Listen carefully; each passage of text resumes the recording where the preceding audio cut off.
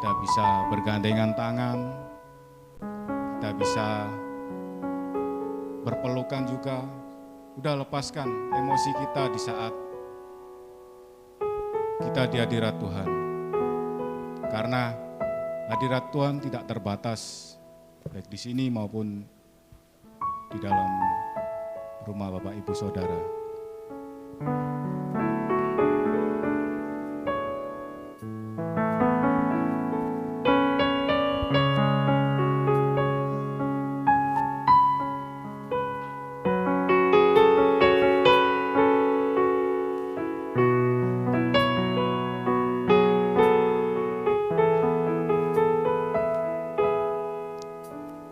Berikan ku hati seperti hatimu yang penuh dengan belas kasihan. Berikan ku mata seperti matamu memandang Tua yang di sekelilingku. Berikan ku hati seperti hatimu yang penuh dengan belas kasihan. Berikan ku mata seperti matamu memandang Tua yang di sekelilingku. Berikan ku tanganmu untuk melakukan tugasmu. Berikan ku kakimu melangkah dalam rencanamu. Berikan ku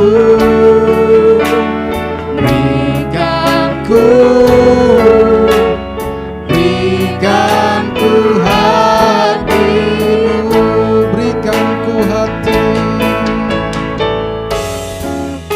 Oh,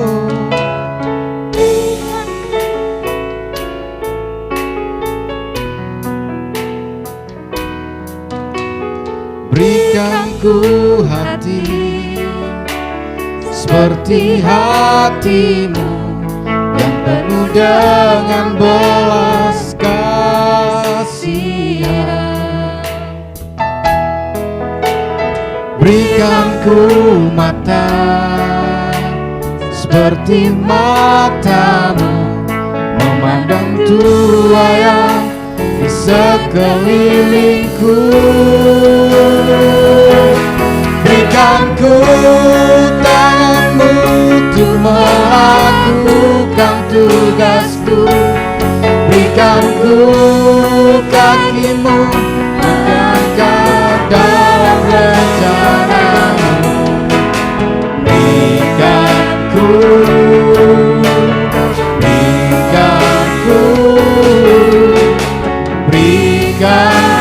hatimu. Berikan ku tanganmu untuk melakukan tugasku. Berikan ku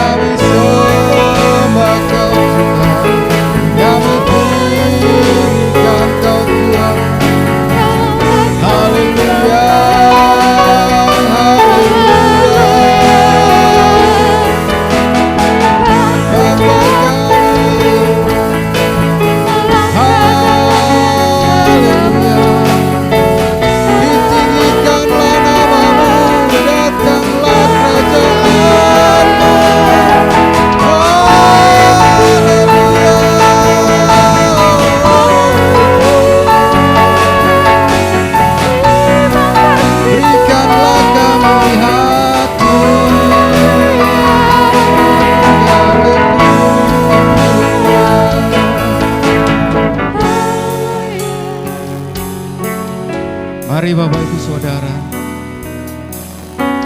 kita bergandengan tangan, bahkan kita bisa meluk kanan kiri Bapak Ibu Saudara. Mari kita dengarkan suara Tuhan di dalam hati kita. Mari kita rasakan. Kita rasakan. Haleluya. Roh Kudus hadir di tengah-tengah kami ya Bapa. Hadir di tengah-tengah keterbatasan kami Bapa. Roh Kudus bimbing kami. Hanya Engkaulah yang kami harapkan. Hanya Engkaulah yang kami sembah Tuhan Yesus Kristus. Allah yang Raja mulia. Allah yang maha tinggi, gunung batu keselamatan kami. Rasakan Bapak Ibu Saudara, Dia hadir di tengah-tengah kita berada saat ini. Dalam nama Yesus, dalam nama Yesus. Berikan kami hati ya Tuhan. Berikan kami hati untuk menyembah-Mu, untuk lebih lagi haus akan Engkau ya Bapa.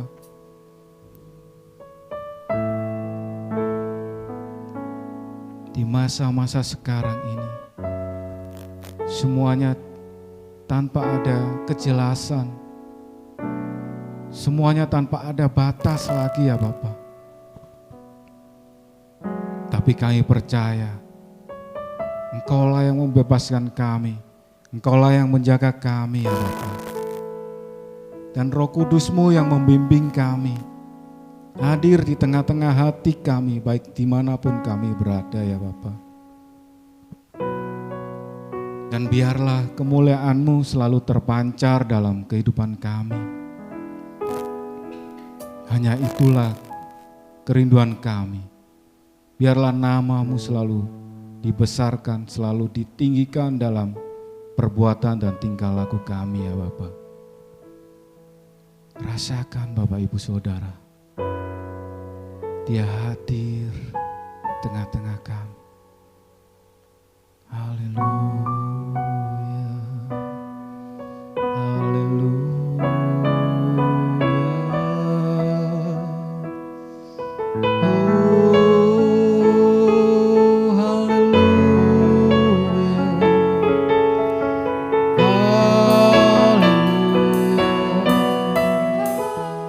haleluya,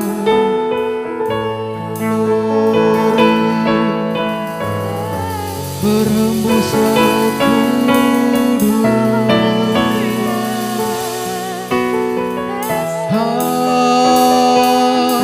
Haleluya,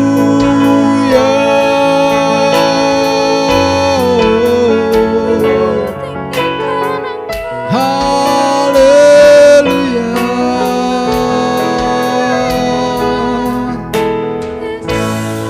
berikan kami hati Bapa, berikan ku hati seperti hati-Mu yang penuh dengan belas kasihan. Berikan ku mata seperti mata-Mu, memandang Tua yang di sekelilingku. Berikan ku tangan-Mu untuk melakukan tugas-Mu. Berikan ku hati-Mu melangkah dalam rencana-Mu.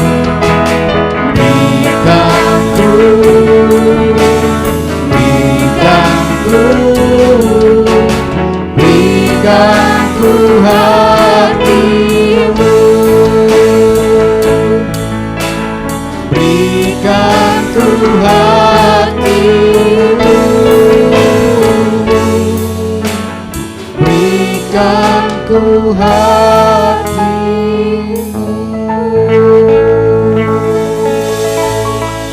Ya Bapa, itulah kerinduan kami ya Bapa. Berikan hatimu, berikan kakimu Tuhan, supaya kami dapat melangkah dan supaya kami dapat melangkah dalam pekerjaan-Mu ya Bapa. Baik dalam pelayanan kami, dalam kehidupan kami sehari-hari ya Bapa.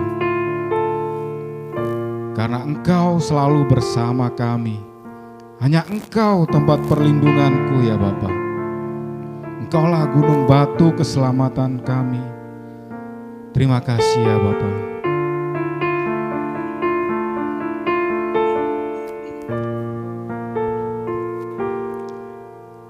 Hanya Kau tempatku berlindung.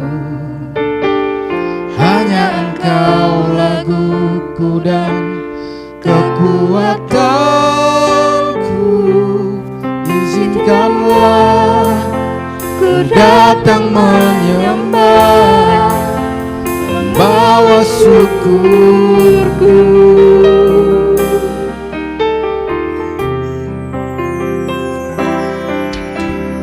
Hanya Kau tempatku berlindung.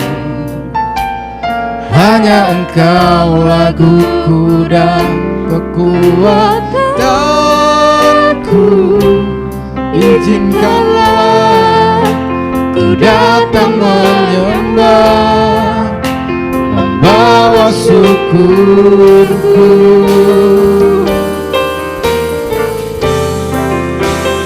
Sedalamnya hatiku Kau pun tahu, dan kasih-Mu tak jauh dalam jiwaku. Di dalam kesesakan, di dalam kemenangan, ku tahu Engkau selalu bersamaku. Sedalamnya hatiku Kau pun tahu, sedalamnya hatiku Kau pun tahu, dan kasih-Mu tak jauh dalam jiwaku. Di dalam kesesakan, di dalam kemenangan, ku tahu Engkau selalu bersamaku. Di dalam kesesakan, di dalam kemenangan, ku tahu Engkau selalu bersamaku. Ya Tuhan, baik di dalam kesesakan, Engkau selalu mendampingi kami. Terima kasih Tuhan, terima kasih. Biarlah kemuliaan-Mu selalu nyata Tuhan, dalam hati kami, di dalam setiap pribadi kami, dalam keluarga maupun di dalam luar rumah ya Bapa. Hanya Engkaulah Allah yang kami sembah. Engkaulah gunung batu keselamatan kami. Dan sebentar lagi ya Bapa, biarlah hamba-Mu, putri Tuhan, untuk membawakan firman-Mu. Engkau jamah, dan terlebih lagi jamalah hati kami Tuhan, untuk mendengarkan firman-Mu. Karena dengan firman-Mu kami bisa berkembang, kami bisa ingat akan Engkau, kami bisa taat akan Engkau ya Bapa. Karena kami pada awalnya, pada dasar kami adalah bukan siapa-siapa. Kami ini adalah debu tanah ya Bapa. Layakkanlah kami ya Bapa. Nah, di dalam nama Tuhan Yesus Kristus. Haleluya. Amin.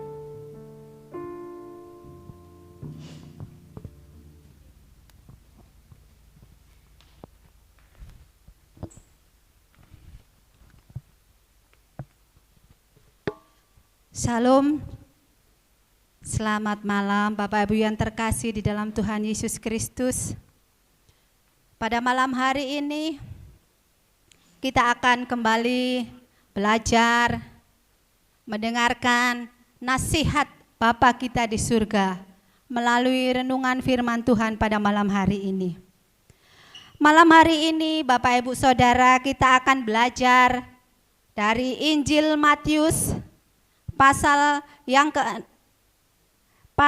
ke-16 ayat yang ke-24 sampai 27, di mana judul perikopnya adalah pemberitahuan pertama tentang penderitaan Yesus dan syarat-syarat mengikut Dia. Saya akan ambil yang terakhir, yaitu syarat-syarat mengikut Yesus. Kita akan baca dari ayat 24. Bapak Ibu di rumah mempersiapkan Alkitab dan kita buka di dalam Matius pasal 16 ayat 24 akan saya bacakan. Lalu Yesus berkata kepada murid-muridnya, "Setiap orang yang mau mengikut aku, ia harus menyangkal dirinya, memikul salibnya, dan mengikut aku. Karena barang siapa mau menyelamatkan nyawanya, ia akan kehilangan nyawanya. Tetapi barang siapa kehilangan nyawanya karena aku, ia akan memperolehnya. Apa gunanya seorang memperoleh seluruh dunia, tetapi kehilangan nyawanya? Dan apakah yang dapat diberikannya sebagai ganti nyawanya? Sebab anak manusia akan datang dalam kemuliaan Bapanya, diiringi malaikat-malaikatnya. Pada waktu itu ia akan membalas setiap orang menurut perbuatannya." Amin. Nah, saya beri judul khotbah saya pada malam hari ini, syarat-syarat mengikut Yesus. Di dalam ayat 24 dikatakan, lalu Yesus berkata kepada murid-muridnya, "Setiap orang yang mau mengikut aku, ia harus menyangkal dirinya, memikul salibnya, dan mengikut aku." Syarat mengikut Yesus. Di situ dikatakan yang pertama, menyangkal diri itu. Sungguh jelas Tuhan Yesus mengatakan menyangkal dirinya. Setiap orang yang mau mengikut aku, ia harus menyangkal dirinya. Yang pertama, yang mau mengikut Yesus harus menyangkal dirinya. Artinya, menyangkal itu artinya menolak, mengingkari, membantah. Arti dari menyangkal diri adalah kita menolak pola-pola pikir serta cara hidup kita yang lama yang tidak sesuai kehendak Tuhan atau kehendak Bapa. Kita harus menolak, kita harus mengingkari, membantah keinginan mata, keinginan daging, dan keangkuhan hidup kita agar kita bisa mengikut Yesus. Syarat ini bukan saya yang mengatakan, bukan pendeta, tetapi Tuhan Yesus sendiri yang mengatakan. Bagaimana contohnya agar kita bisa menyangkal diri? Jika kita pada saat ini yang hidup di ujung akhir zaman, di mana semua teknologi begitu canggih, bagaimana kita bisa menyangkal diri kita pada saat kita diperhadapkan pada sebuah gadget, HP, di mana di dalam HP itu kita bisa mengakses apapun juga. Melalui HP kita bisa mengakses firman Tuhan, kita bisa mengakses puji-pujian, kita bisa membaca Alkitab, mendengar Alkitab, kesaksian yang luar biasa melalui HP. Tetapi melalui HP kita juga bisa melihat hal-hal yang tidak kudus, yang tidak berkenan kepada Tuhan. Bahkan HP itu bisa menjauhkan kita dari keluarga kita. Yang terlebih menakutkan adalah menjauhkan kita dari Tuhan. Kita menghabiskan seluruh waktu kita hanya dengan gadget. Jangan sampai kita tidak bijak mempergunakan hal ini. Kita harus bisa menyangkal diri pada waktu mata kita melihat sesuatu yang tidak berkenan kepada Tuhan untuk kita lihat. Di situ kita yang harus memutuskan, bukan Tuhan yang akan mencegah kita, tetapi kita yang harus menyangkal diri kita. Tidak, aku tidak akan melihat yang tidak kudus di sini. Tidak, aku tidak akan melakukan hal yang jahat yang tidak berkenan Tuhan. Kita yang memutuskan. Yang kedua, apa syarat bisa mengikut Yesus? Ayat 24, setiap orang yang mau mengikut aku, ia harus menyangkal dirinya. Yang kedua, memikul salibnya dan mengikut aku. Memikul salibnya dan mengikut aku. Apa maksud ungkapan Tuhan Yesus ini? Banyak orang mengartikan ungkapan memikul salibnya sebagai beban yang harus mereka pikul sebagai orang percaya di dalam hidupnya. Misalnya, hubungan yang tidak harmonis di dalam keluarga. Seorang istri yang tidak dikasihi suaminya, hubungan antara orang tua dengan anak yang tidak harmonis, anak tidak tunduk kepada orang tua, atau anak yang mengalami ketidakadilan dari orang tua. Lalu ada orang yang menganggap salib itu sebagai dia tidak dihargai, baik dalam pekerjaan atau dalam pelayanan, dia sudah melakukan banyak hal, tetapi tidak dihargai. Lalu ada orang yang menganggap memikul salib itu sebagai penyakit yang dia derita bertahun-tahun.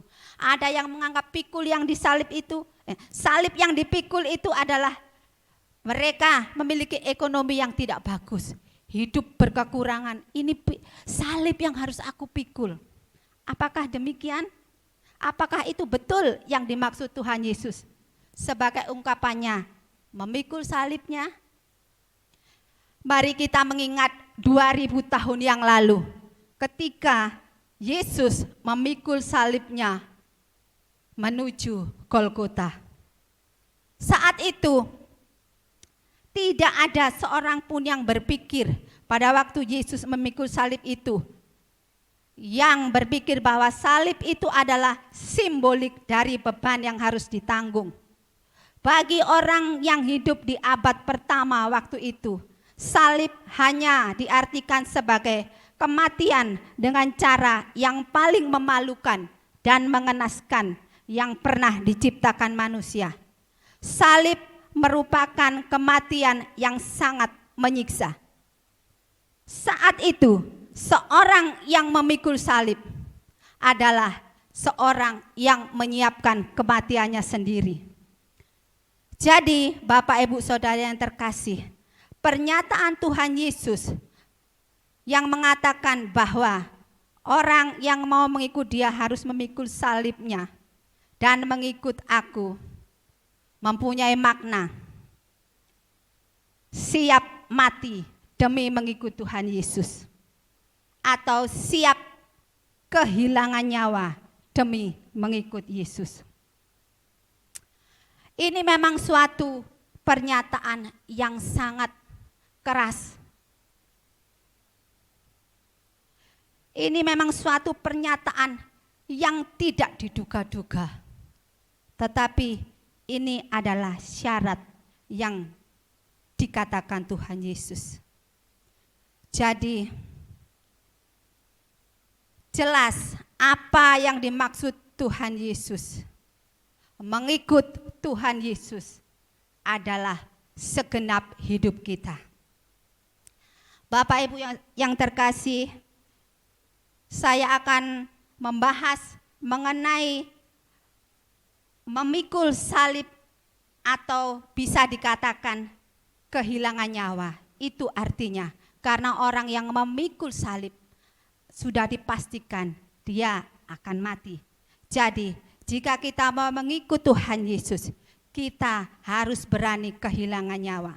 Kehilangan nyawa di sini bisa berarti yang pertama, mati atau dibunuh karena percaya kepada Tuhan Yesus. Waduh putri, itu sangat mengerikan. Masa sih mengikut Tuhan Yesus harus sampai seperti itu? Bapak Ibu, saya akan berikan contoh di Alkitab. Kita baca di dalam Kisah Rasul pasal 7 ayat 58 sampai 60, tolong ditayangkan. Nah, di situ dikatakan, mereka menyeret dia keluar kota, lalu melemparinya. Dan saksi-saksi meletakkan jubah mereka di depan kaki seorang muda yang bernama Saulus. Lanjut, sedang mereka melemparinya, Stefanus berdoa, katanya, "Ya Tuhan Yesus, terimalah rohku." Sambil berlutut ia berseru dengan suara nyaring, "Tuhan, janganlah tanggungkan dosa ini kepada mereka." Dan dengan perkataan itu meninggallah ia. Ini mengenai Stefanus. Orang yang mencintai Tuhan, diaken pertama, yang dirajam dengan batu sampai meninggal. Ini kenyataan bahwa orang mati karena percaya kepada Tuhan Yesus. Kemudian kita baca di dalam Kisah Rasul 12 ayat 1 sampai 3. Orang yang mati karena percaya kepada Tuhan Yesus. Kisah 12 ayat 1 sampai 3. Saya bacakan, kira-kira pada waktu itu Raja Herodes mulai bertindak dengan keras terhadap beberapa orang dari jemaat. Lanjut, ia menyuruh membunuh Yakobus, saudara Yohanes, dengan pedang. Ketika ia melihat bahwa itu menyenangkan hati orang Yahudi, ia melanjutkan perbuatannya itu dan menyuruh menahan Petrus. Waktu itu hari raya roti tidak beragi. Yakobus dipenggal kepalanya karena percaya kepada Tuhan Yesus. Kemudian di dalam Kisah Rasul 8 ayat 1 sampai 3. Kisah Rasul 8 ayat 1 sampai 3. Saulus setuju bahwa Stefanus mati dibunuh. Pada waktu itu mulailah penganiayaan yang hebat terhadap jemaat di Yerusalem. Mereka semua kecuali rasul-rasul tersebar ke seluruh daerah Yudea dan Samaria. Orang-orang saleh menguburkan mayat Stefanus serta meratapinya dengan sangat. 3. Tetapi Saulus berusaha membinasakan jemaat itu, dan ia memasuki rumah demi rumah dan menyeret laki-laki dan perempuan keluar dan menyerahkan mereka untuk dimasukkan ke dalam penjara. Jemaat mula-mula mengalami aniaya karena iman percaya kepada Tuhan Yesus. Demikian juga murid-murid Tuhan Yesus, yaitu rasul-rasul. Mereka semua dianiaya karena nama Tuhan Yesus, karena memberitakan Injil. Menurut tradisi gereja, Petrus mati dengan disalib terbalik, ya. Banyak lagi cerita-cerita kematian mereka tragis, mengerikan. Itulah salah satu yang dimaksud Tuhan Yesus memikul salib atau kehilangan nyawa. Sesuai dengan apa yang dikatakan, kehilangan nyawa, mereka mati dibunuh karena Tuhan Yesus. Yang kedua, kehilangan nyawa bisa juga berarti mati terhadap kehendak pribadi atau kehendak sendiri dan melakukan kehendak Bapa. Kita baca di dalam Matius pasal 12 ayat 50. Matius 12 ayat 50. Tolong ditampilkan. Sebab siapapun yang melakukan kehendak Bapakku di surga, dialah saudaraku laki-laki, dialah saudaraku perempuan, dialah ibuku. Kita baca di dalam 2 Korintus 5 ayat 17.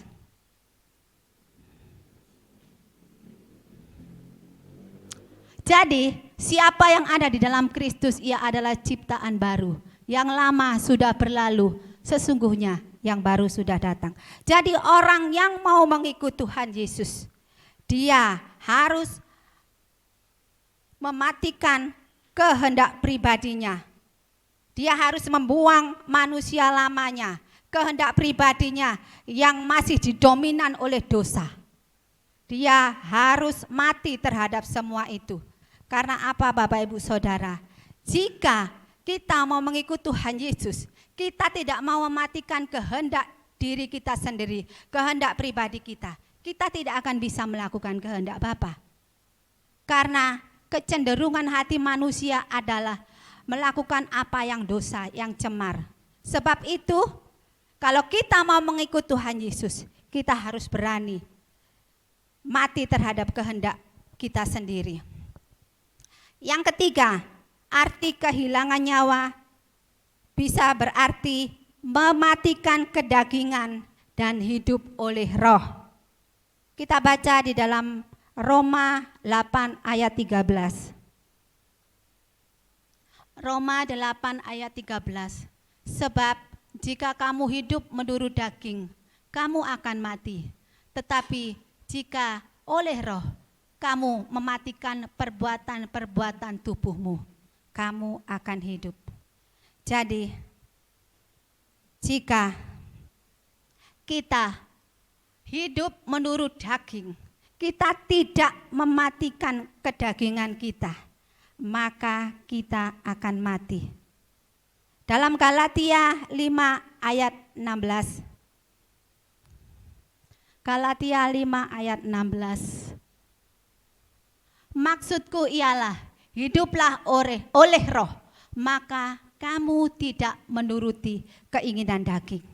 Jadi setiap orang yang mau mengikut Yesus harus mau mematikan kedagingan dan hidup oleh roh.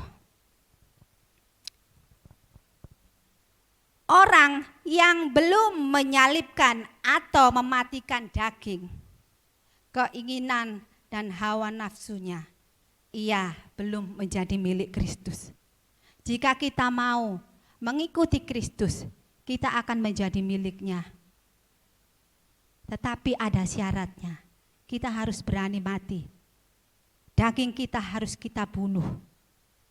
Kita harus berani mengingkari kehendak kita. Karena jika kita tidak mengingkari kehendak kita, kita tidak bisa melakukan kehendak Tuhan. Kita akan terus-menerus memenuhi kehendak kita, kedagingan kita. Tidak ada waktu untuk Tuhan. Bapak Ibu Saudara yang terkasih, kalau kita melihat syarat mengikut Tuhan Yesus, harus menyangkal diri, memikul salib dan mengikut Tuhan. Pada waktu itu, jemaat mula-mula sangat mengerti apa yang dimaksud Tuhan itu. Sehingga mereka tidak takut waktu menghadapi aniaya. Seperti Stefanus. Dia tidak takut waktu diseret keluar kota. Kemudian dia dirajam dengan batu. Bapak Ibu coba bayangkan. Bagaimana seorang yang sehat, tidak sakit, tidak pingsan, tidak apa-apa, itu dilempari batu oleh setiap orang yang lewat di situ. Sebuah batu akan kena tubuhnya mungkin, kepalanya mungkin, sampai dia mati. Itu membutuhkan waktu berapa lama? Sangat mengerikan. Tetapi itu dijalani oleh Stefanus dengan penuh sukacita. Karena apa? Karena dia mengerti apa yang dimaksud Tuhan Yesus. Kalau kamu mau mengikut aku, kamu harus menyalibkan dirimu. Kamu harus kehilangan nyawa. Hal itulah yang menjadi pendorong, penggerak orang-orang percaya pada abad mula-mula. Sehingga mereka tidak takut walaupun mereka diancam dengan pedang. Menurut tradisi gereja, jemaat Roma waktu itu dihadapkan dengan binatang buas di gelanggang olahraga yang besar itu. Jadi orang-orang percaya diikat, dibawa ke tengah gelanggang olahraga. Kemudian singa-singa yang lapar itu dilepaskan. Mereka tidak bisa lari kemana lagi. Kemudian singa-singa yang lapar itu menerkam mereka. Kenapa Tuhan tidak menolong mereka? Banyak orang yang mengatakan Bapak Ibu saat ini bahwa jika kita berdoa Tuhan pasti akan memberikan jalan keluar. Amin. Pasti Tuhan memberi jalan keluar. Lalu apa yang terjadi? Menimpa jemaat mula-mula. Mereka, Stefanus dirajam dengan batu. Apakah Tuhan Yesus tidak bisa melepaskan dia pada waktu itu? Tentu bisa. Tetapi Tuhan melihat bahwa Stefanus adalah orang yang mengerti syarat dari Tuhan Yesus untuk menjadi pengikutnya. Dia mau kehilangan nyawa. Dan itu adalah suatu kasih karunia. Jika seseorang diizinkan Tuhan menderita, bahkan sampai mati, karena iman percayanya kepada Tuhan Yesus, itu adalah kasih karunia. Dan kita kalau membaca tentang Stefanus selanjutnya, dia melihat langit terbuka itu. Dia melihat Tuhan Yesus, wah orang yang melempari malah seperti kesetanan. Dia ini seperti orang apa saja dia bisa melihat surga. Semakin dilempari. Bapak Ibu Saudara, apakah itu suatu kegagalan? Jemaat mula-mula yang tidak ditolong Tuhan, tidak dilepaskan dari pedang, sehingga mereka dikejar-kejar, dibunuh, dimakan singa. Apakah Tuhan tidak peduli kepada mereka? Dan apakah itu mematikan kekristenan pada waktu itu? Tidak Bapak Ibu. Tuhan Yesus melihat iman mereka sudah cukup dewasa untuk mengalami semua itu. Itulah orang yang dianggap Tuhan berkenan dan layak untuk dimuliakan. Walaupun kematian mereka tragis, sepertinya tidak berharga. Matinya dipenggal, matinya disalib, hina. Tetapi dalam pemandangan Tuhan mulia, dan mereka adalah orang-orang yang layak dimuliakan. Nanti kita akan baca apa yang akan diterima oleh orang-orang yang rela kehilangan nyawanya. Bapak Ibu, mengapa kita harus berani mati atau kehilangan nyawa? Yaitu supaya manusia lama kita yang berkodrat dosa itu mati dan digantikan dengan manusia baru yang berkodrat ilahi, yang keinginannya hanyalah melakukan kehendak Bapa. Tuhan Yesus ingin orang-orang yang percaya kepada Dia meniru Dia, seperti Dia, yaitu makananku ialah melakukan kehendak Bapa dan menyelesaikan pekerjaannya.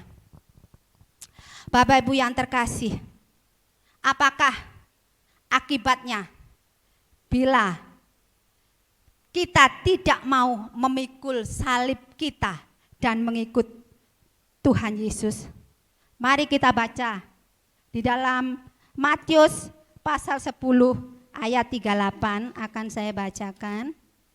Matius pasal 10 ayat 38, Bapak Ibu Saudara di rumah, mari kita buka Alkitab kita dan saya akan bacakan.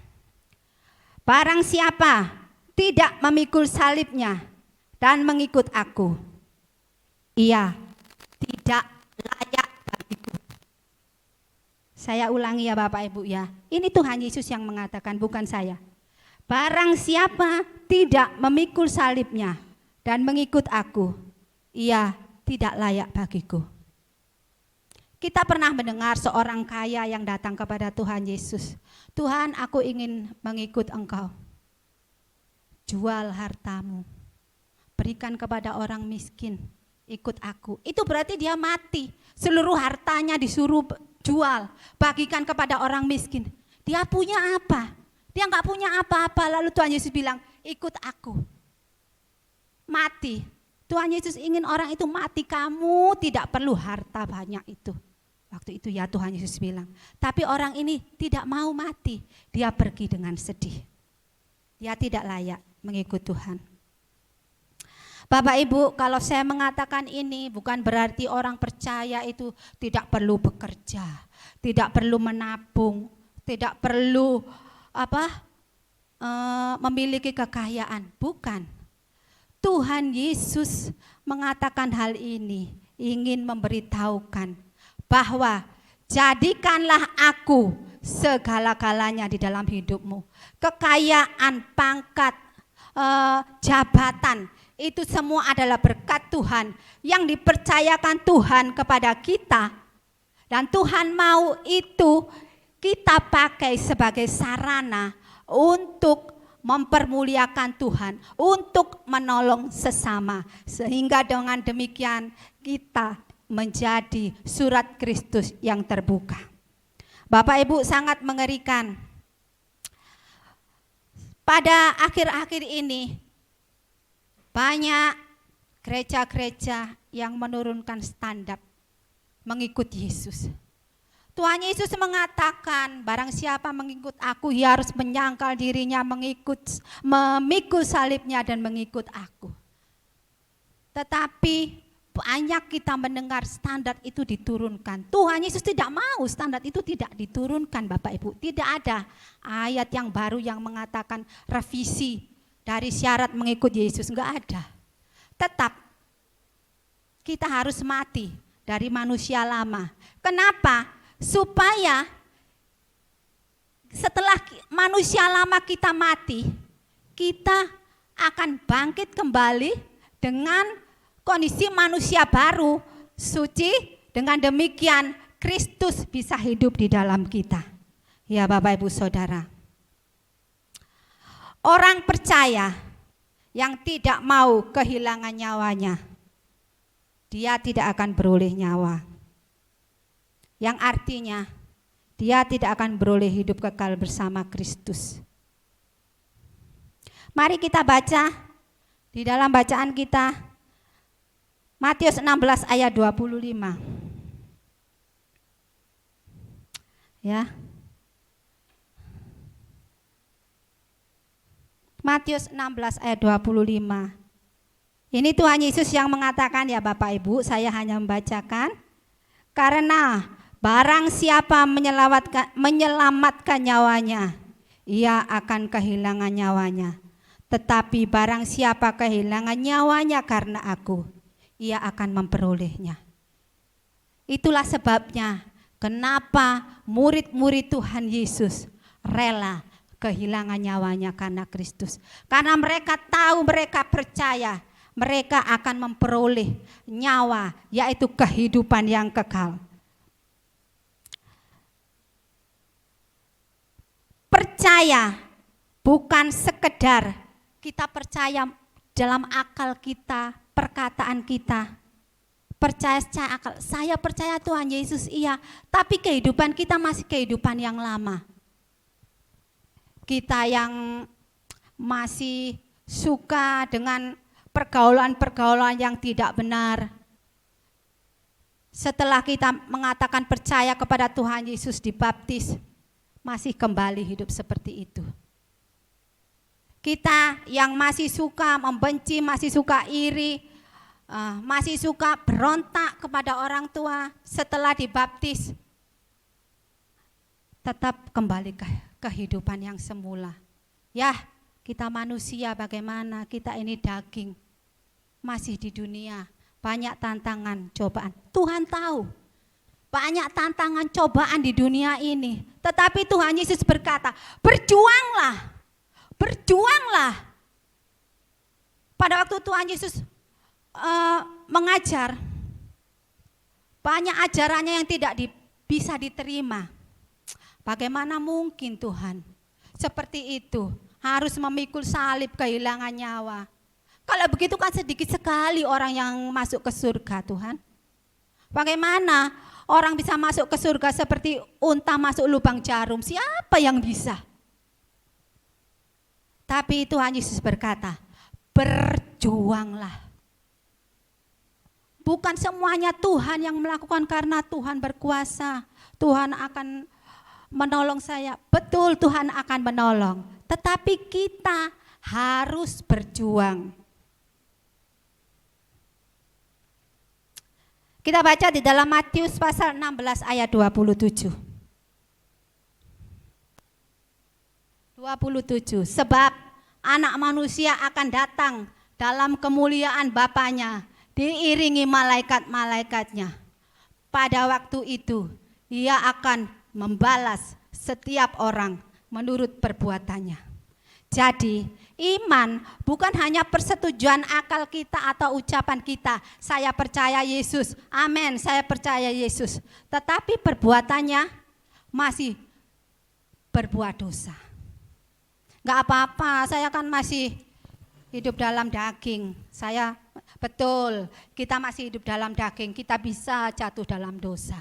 Tetapi kalau kita tidak berjuang, berarti kita tidak menghargai salib Kristus. Jadi kalau kita mau mengikuti Kristus, kita harus menghargai salib Kristus. Tuhan Yesus itu di dunia 3,5 tahun, Bapak Ibu Saudara. Sangat singkat, tetapi dia menuntaskan tugas yang diembannya dari Bapa. Apakah Tuhan Yesus santai-santai? Aku kan anak Bapa. Aku bisa ditolong oleh Bapa, malaikat bisa turun membantu aku kalau nanti aku ditangkap. Tidak. Tuhan Yesus berjuang. Pada waktu dia dicoba iblis, dia berjuang. Pada waktu apapun yang Tuhan lakukan, dia berjuang setiap hari, dia berdoa, dia berpuasa.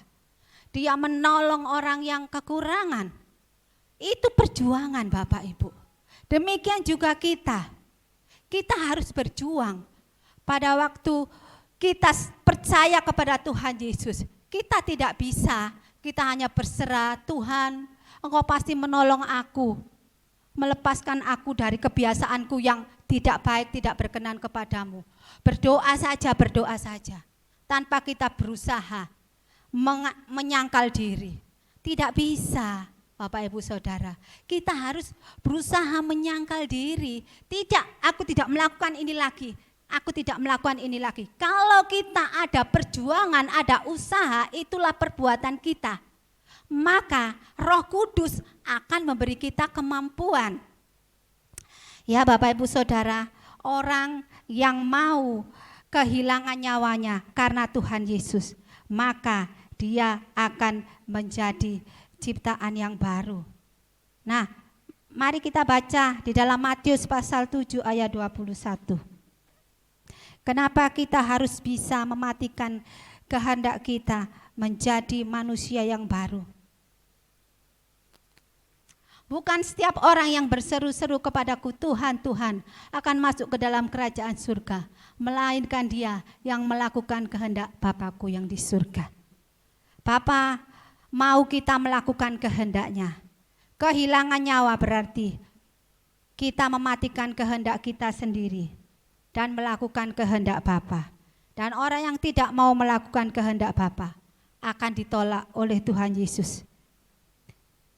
Dan pada saat nanti anak manusia datang yang kedua kali dalam kemuliaan Bapanya, saat diiringi malaikat-malaikatnya, pada waktu itulah Tuhan akan membalas kepada setiap orang menurut perbuatannya.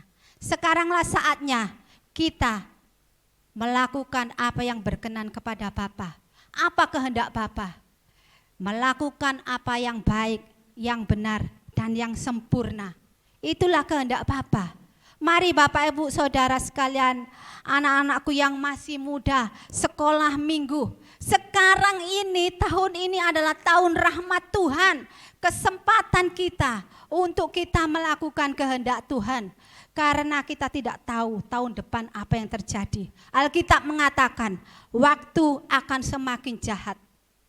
Dunia mengharapkan akan ada perubahan kebaikan, tetapi Alkitab dalam kitab Wahyu mengatakan akan semakin jahat dunia ini. Sebab itu Bapak Ibu Saudara, kita harus mempersiapkan diri kita sebagai orang tua. Sungguh-sungguh kita menyiapkan anak-anak kita, pemuda bahkan sekolah minggu, kita bekali mereka dengan firman Tuhan supaya anak-anak kita tidak terhilang dan binasa karena jahat dan sangat mengerikan. Jika antikris itu datang, kejahatan di masa depan semakin jahat. Sebab itu Tuhan mengatakan biarlah yang jahat semakin jahat dan kamu yang kudus semakin kudus. Mari Bapak Ibu, kita harus berjuang. Standar Tuhan Yesus sudah jelas. Itu standar Tuhan Yesus. Kita tidak boleh menurunkan standar itu. Kita harus berjuang mencapai standar Tuhan. Supaya kita diakui Tuhan sebagai saudara-saudaranya. Tuhan Yesus pasti akan menolong kita. Dia telah memberikan Roh Kudus. Roh Kudus akan memberi kita kemampuan, kuasa, supaya kita menjadi pribadi-pribadi yang layak disebut anak Allah dan menerima warisan yang dijanjikan. Karena satu perjanjian harus ada dua pihak dan ada syarat dan ketentuan. Syarat dan ketentuan sudah diberikan Tuhan Yesus. Lakukan agar kita berhak menerima janji-janjinya, yaitu kita menjadi keluarga kerajaan Allah, menerima warisan yang dijanjikan oleh Bapa kita di surga. Kita bukan dari dunia ini. Karena itu mari kita berjuang menjadi manusia yang berkodrat ilahi, mematikan manusia yang berkodrat dosa. Amin. Bapak Ibu Saudara sekalian, mari kita berdoa untuk menutup firman Tuhan ini. Bapa, anakmu telah menyampaikan firman-Mu. Anakmu terbatas, tidak memiliki kepandaian. Tapi kami percaya firman-Mu memiliki kekuatan yang luar biasa. Waktu hamba-Mu menyampaikan, bukan berarti saya sudah melakukan semuanya dengan benar. Saya dan saudara-saudara kami semua ini sedang belajar, berjuang, mengikuti syarat-syarat yang telah ditentukan oleh Tuhan Yesus. Tolong kami Bapa, tolong kami Tuhan Yesus, untuk kami berani menyangkal diri, memikul salib kami dan mengikut Engkau. Walaupun berat, kami akan melakukan, karena kami percaya besar kemuliaan yang menantikan kami. Terima kasih Bapa. Di dalam nama Tuhan Yesus kami mengucap syukur, haleluya, amin. Kita akan mengikuti doa syafaat. Saya persilakan Pak Apri untuk berdoa syafaat.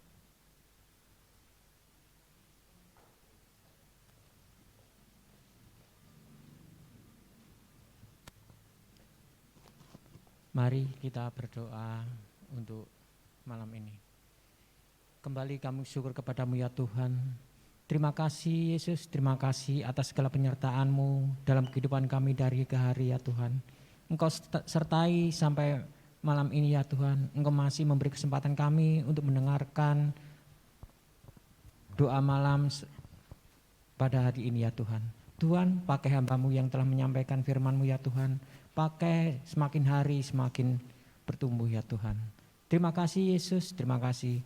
Oh Tuhan, kami berdoa untuk rekan-rekan kami ya Tuhan. Engkau tahu setiap permasalahan, pergumulan mereka ya Tuhan. Kami serahkan kepada Engkau ya Yesus. Engkau Maha Penolong, Engkau Maha Pengasih ya Tuhan.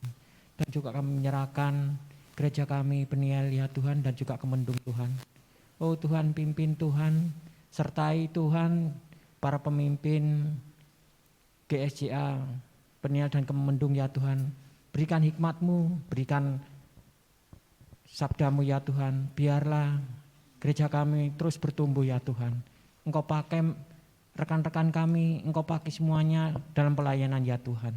Terima kasih Tuhan, terima kasih. Dan juga kami menyerahkan bangsa dan negara kami ya Tuhan. Engkau tahu ya Tuhan, oh sampai hari ini masih belum kelar ya Tuhan untuk penyakit COVID ini ya Tuhan. Oh Tuhan, kami terlalu percaya Engkau pengharapan kami ya Tuhan.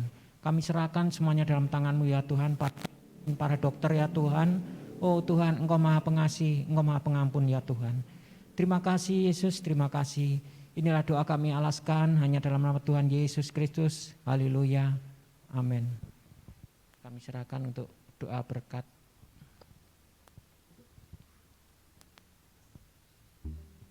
Haleluya. Kita akan mengakhiri doa malam ini Bapak Ibu.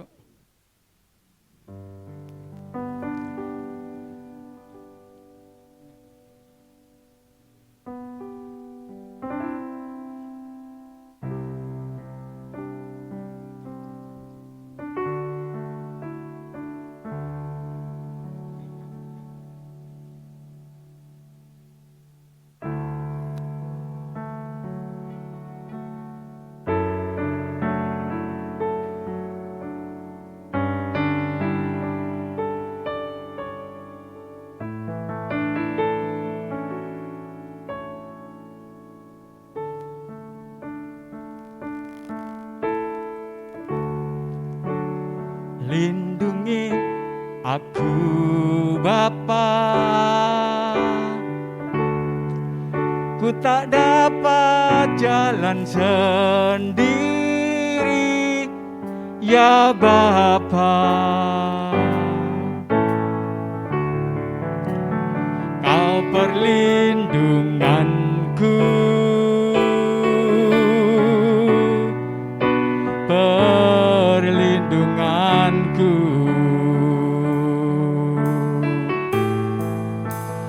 Lindungi aku Bapa. Ku tak dapat jalan sendiri, ya Bapa. Kau perlindunganku, perlindunganku. Pegang tanganku, pegang tanganku, pegang tanganku. Lindungi aku, lindungi aku sampai di rumahmu. Pegang tanganku, pegang tanganku, pegang tanganku. Lindungi aku, lindungi aku sampai di rumahmu, sampai di rumahmu, sampai di rumahmu. Kami mengucap syukur Bapa di surga, di dalam nama Tuhan Yesus Kristus kami sudah menerima kebenaran firman Tuhan yang sangat luar biasa, di mana kami harus berubah menjadi manusia yang berkodrat ilahi. Biarlah kebenaran firman Tuhan ini hidup di dalam kehidupan kami dan menjadi bekal di dalam kehidupan kami, sehingga hidup kami senantiasa ada di dalam kebenaran firman Tuhan. Biarlah firman Tuhan ini mendarah daging dalam hidup kami, memimpin langkah kami, dan menjadi berkat bagi setiap orang yang melihat kehidupan kami. Dan pada saat ini kami akan mau menerima berkat yang daripada Tuhan. Biarlah damai sejahtera yang daripada Bapa, cinta kasih daripada Putra Tunggalnya Tuhan Yesus Kristus, dan penghiburan daripada Roh Kudus ada di dalam kehidupan kita semuanya, mulai hari ini sampai selamanya, sampai Maranatha, datangnya Tuhan Yesus yang kedua kalinya. Yang diberkati Tuhan bersama saya katakan, amin. Demikianlah Bapak Ibu pada doa malam, dan Tuhan Yesus memberkati.